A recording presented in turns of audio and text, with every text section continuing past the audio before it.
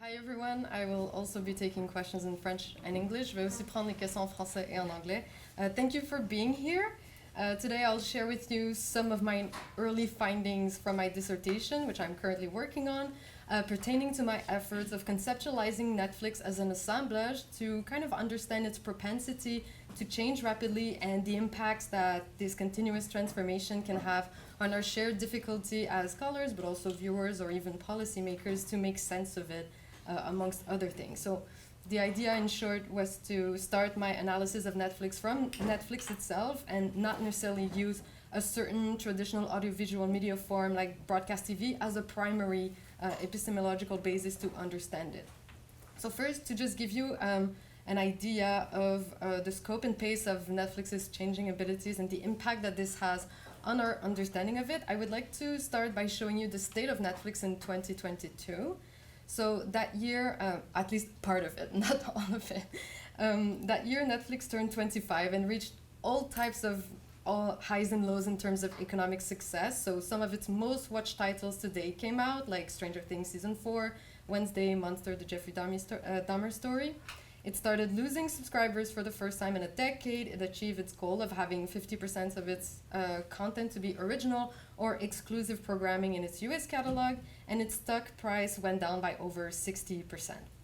And so as a result, Netflix announced the following changes, amongst many others. So an investment of $17 billion in original content production, the production of a spin-off series and a stage play of Stranger Things to extend its universe. They also announced earlier this year an animated series.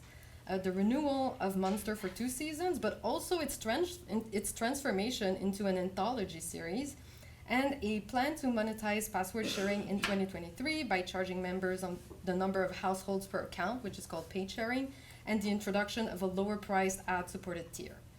In other words, multiple aspects of Netflix, whether it pertains to its content, its interface, its business model, are continuously being shaped by factors such as viewer behavior, but also the stock market at the same time. And in this case, economic factors motivated by Wall Street push the company to increase or maintain a high level of content spending, use different content strategies such as world building, franchising, and anthologizing to keep benefiting from the success of popular series, modify its interface and user experience, and transition from a subscription video on demand to a hybrid commercial model funded by both advertisement and membership subscriptions. Therefore, the happenstance of numerous changes in a relatively short time reveals the necessity for Netflix to continuously adapt many aspects of its operation in order to reach evolving short and long-term objectives. It also shows Netflix's ability to quickly actualize a variety of functions to achieve this purpose. Specifically, the actualization of these functions needs to perpetually optimize growth, whether it concerns subscriptions, revenues, content reach, and so on. And this obligation for every aspect of Netflix's operation to always be the most kind of optimized version of itself forces the company to value its potential equally, if not more, than its current state. It's more beneficial for Netflix to remain indefinite and operate in between multiple categories than to stick to one strict definition. And as Ramon Lobato notes, in its dealing with government, Netflix claims to be a digital media service, certainly not television, which would attract unwelcome regulation. Yet in its public relation, Netflix constantly refers to television because of its familiarity to consumers. Its interface design, on the other hand, prefers to evoke the cinema experience. Meanwhile, its subscription business model has echoes of pay TV, but its algorithmic recommendation system is pure new media. In other words, Netflix is a hybrid technology that remediates a range of earlier media technologies in different aspects of its operation, and this mix of associations is constantly changing. So as evidenced here, Netflix is acting as a dynamic system that is difficult to bind in time and space because of its constant shifts and transformation. And the question then, as Amanda Lutz said as well this morning, is how can we really study something that is continuously mutating without necessarily tying it to one of its aspects or one of its iterations? For governments, how can they try and regulate Netflix durably, if that's possible, if it never stays still? So the affordance of the concept of assemblage not to be grounded into a specific media form is why I wanted to use it as kind of a basis to analyze the process formations of Netflix as a company that is continuously transforming. I believe that this concept can provide useful guidelines to better understand the general principle that lead the dynamism of the company, and that it can raise questions that might maybe remain unaddressed otherwise. As for concepts of traditional audiovisual media forms, I think it's great because they can work as a way to engage with these questions and deepen our understanding of the link between media and an object like Netflix. So in this presentation, I will explain what the concept of assemblage is shortly, how it is applicable to Netflix, and what type of questions its conceptualization as an assemblage can highlight. And to be clear, my goal here is not to offer a definitive answer on how to study Netflix, but rather to use the present challenge that it poses as another way of looking at it, one that focuses on the in-betweenness that it brings forward, and move away a bit from binary divisions, which can happen with comparing it directly with another medium, and which risk limiting our perspective. So first, what is the concept of assemblage? So assemblage theory originates from social sciences. Scholars like Gilles Deleuze, Bruno Latour, and Manuel de Landa were, in short, criticizing the difficulty of social theory to account for transformations taking place in the social and in culture. And this is because of the rigidity inherent to a traditional conception of social sciences as a closed system in which structure, and I quote, grounds determination within a logic of stability and linear causality, according to Joris van Wissemaal.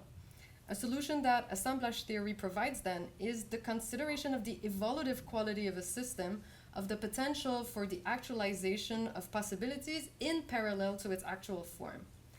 So in a more general manner, the concept of assemblage is helpful to demonstrate how certain elements initially deemed foundational to a system may in fact be actualized possibilities that can eventually change or disappear. So, for instance, Netflix's foray into SVOD streaming and original productions first actualized binge release as the exclusive mode of releasing its original content. However, this changed when Netflix introduced split season and weekly release as a way to retain subscribers and boost quarterly results, thus destabilizing kind of the main centrality of binge release within Netflix. This underlying process of undoing fixed orderings and disrupting hierarchical power structures is called deterritorialization in assemblage theory, also according to Teresa Rizzo. The presence of deterritorialization means that an assemblage is reacting to external factors to various degrees and open to new possibilities, even if the effects of deterritorialization might not be permanent.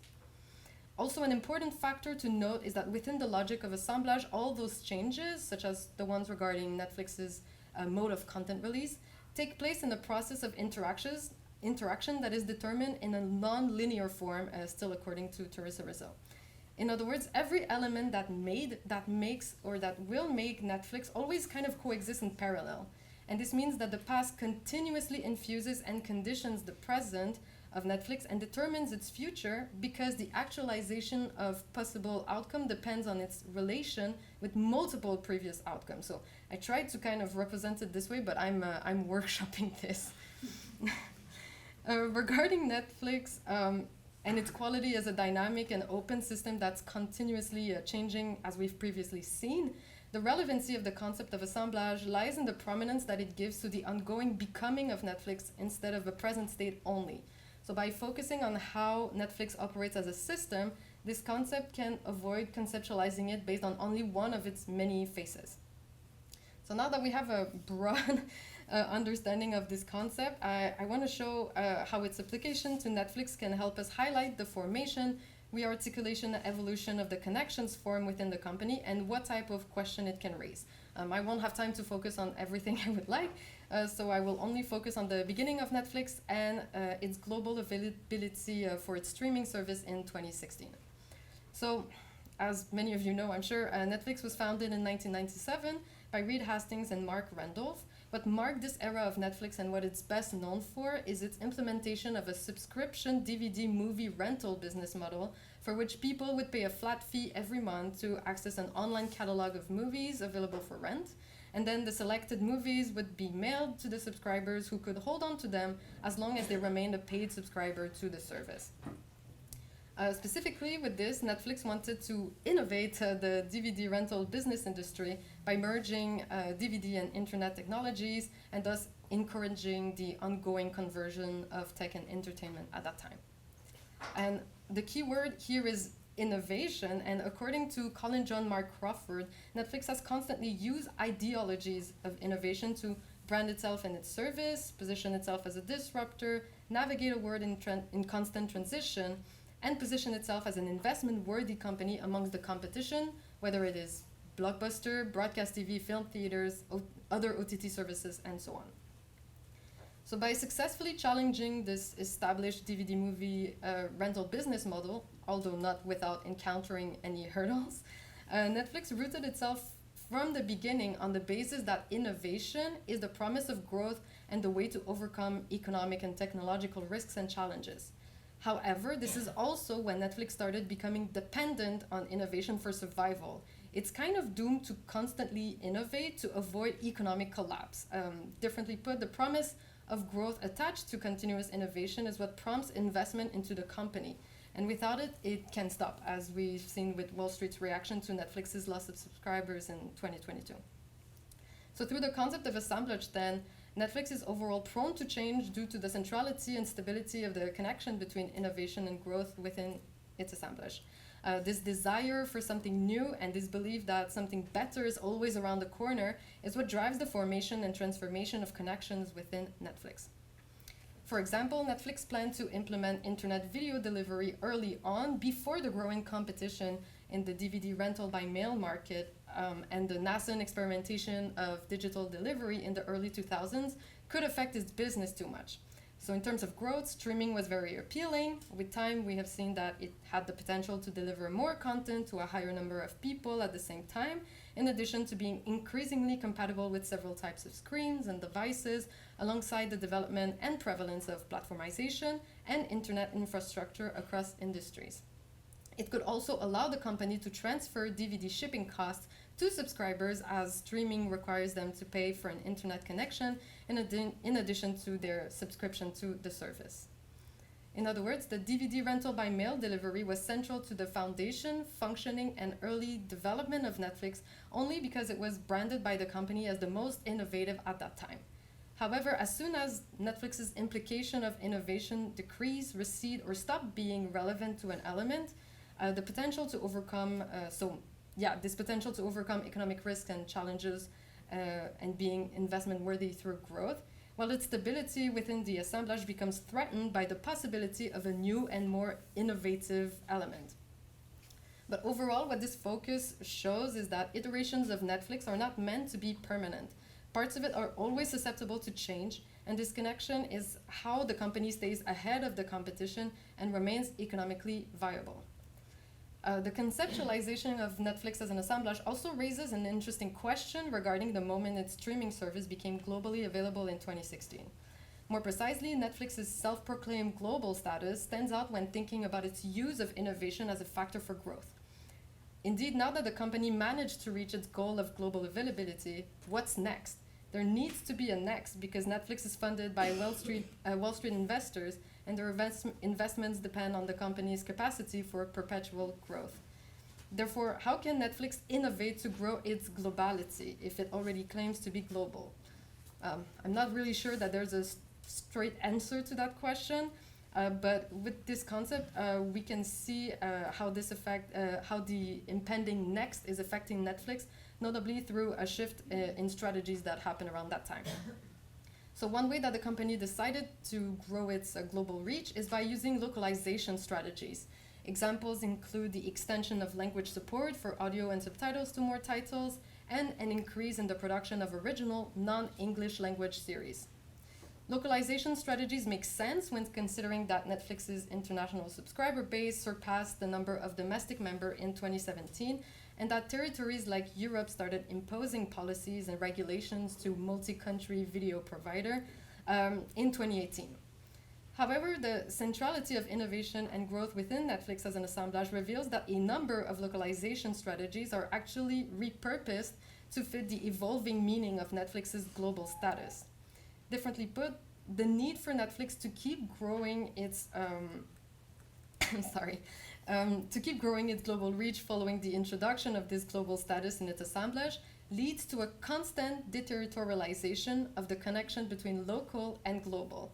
In turn, this allows for the actualization of various possibilities, temporary or not, that can fall anywhere on the spectrum of what this local-global connection can mean, thus furthering Netflix's complex and ungraspable kind of in-between status. So to make things a little clearer and demonstrate how Netflix can repurpose the local through the global via localization strategies, I will show you one of them. So between 2017 and 2018, Netflix decided to scale its translation efforts worldwide to keep up with the growing demand for language support by launching Hermes. They described it as, and I quote, the first online subtitling and translation text and indexing system by a major content creator, end of quote. Specifically, the company set up Hermes so it could stop relying on third parties, standardize the translation process, and accelerate it amongst other reasons. Differently put, Netflix decided to use technical innovation, according to them, as an efficient driver for growth in terms of language support and, in theory, global penetration by appealing to a bigger variety of local cultural preferences. However, the concept of assemblage points to a different interpretation of this strategy. So, Netflix's justification for Hermes comes from its criticism that local third parties function differently and that it is detrimental to its desire for quick, perpetual global growth. So the company says each of these vendors recruit, qualify, and measure their subcontractors differently. So it's nearly impossible for Netflix to maintain a standard across all of them to ensure constant quality at a reliability and scale we need to support our constant international growth. In other words, cultural differences in the translation process now conflict with Netflix's recent need to grow its globality. Consequently, it becomes a problem that needs to be solved through innovation. And in this case, Hermes served to optimize the newly incompatible translation process by replacing local companies with Netflix's machine learning algorithms as the standard for good or culturally nuanced translations. Therefore, even though the company's objective with Hermes was to increase its global penetration by offering more translation options to its members, thus localizing its title and streaming service through languages, the replacement of local industries as cultural gatekeepers with an artificial intelligence developed by an American company for its own economic purposes brings into question just how local this localization strategy is. More precisely, by aiming to centralize local translation processes within its own technology, Netflix shows that what is most important here is the speed at which translation can be made available globally and not necessarily their cultural accuracy as defined by local cultural industries. So the company kind of wants a localization strategy without the local. So I tried to express it with this little graph. So to resume, the introduction of the company's global status as a new element in its assemblage deterritorialized the connection between local and global enough for Netflix to repurpose this localization strategy in a way that mainly serves its objectives of continuous global penetration. It did so by temporarily destabilizing the connection between the translation process and local industries and creating a connection between the translation process and Netflix itself. Even though Netflix decided not to go forward with Hermes and keep its translation process external to focus on content production and distribution, its conceptualization as Assemblage reveals the important place that global availability took within the company and the impact that the connections it changes and creates can have on local industries, which is worth investigating. So to conclude, the concept of Assemblage serves as an interesting starting point to study Netflix and analyze questions that its process formation reveal. It allows for its consideration as an open and dynamic system that is not bound to a single technology or media form, but to its necessity to use ideologies of innovation as a way to grow and remain economically viable. Here, this perspective raised the question of how Netflix uses localization strategies to that purpose and reveals that at least a number of them are repurposed to serve the company's obligation to continually grow. So that's it. Thank you very much for your attention.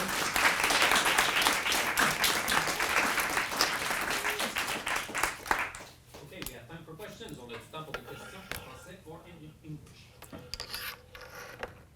Oui. Oui, bonjour. Bonjour. Merci beaucoup pour cette belle démonstration et je me posais quand même la question sur la part critique en fait du concept d'assemblage, hein, puisque vous avez montré que c'était justement un concept qui était critique, hein, et là il est utilisé plutôt pour un usage stratégique, enfin, qui va décrire la stratégie de Netflix, donc je me posais la question de la dimension critique. Pour l'utiliser pour critiquer Netflix ou C'est-à-dire que là, vous utilisez un concept critique oui. Pour décrire une stratégie, voilà, et je me demandais où était la part encore critique de ce concept quand vous l'utilisez pour décrire une stratégie d'entreprise. Oui. C'est une question un peu... Non, ben en fait, je ne sais pas si je vais pouvoir y répondre adéquatement, mais en fait, aussi ce qui m'a motivée à utiliser ce concept-là, c'est que souvent, quand je lisais sur Netflix et tout, il y avait beaucoup ces comparaisons avec la télévision linéaire, le broadcast TV. Et souvent, je trouvais ça un petit peu limité dans cette façon de juste voir Netflix comme étant de la télévision traditionnelle. Sans pour autant dire que c'est pas ça nécessairement, mais je trouve que ça nous mettait dans des boîtes conceptuelles alors que c'est un objet qui n'est pas strictement de la télévision linéaire. Donc, ce concept-là, c'est un peu aussi une critique. Je ne sais pas si ça répond un peu à votre question. C'est un peu pour avoir un différent positionnement à la place de toujours commencer par ces concepts qui viennent de médias traditionnels, en fait. Merci. Merci.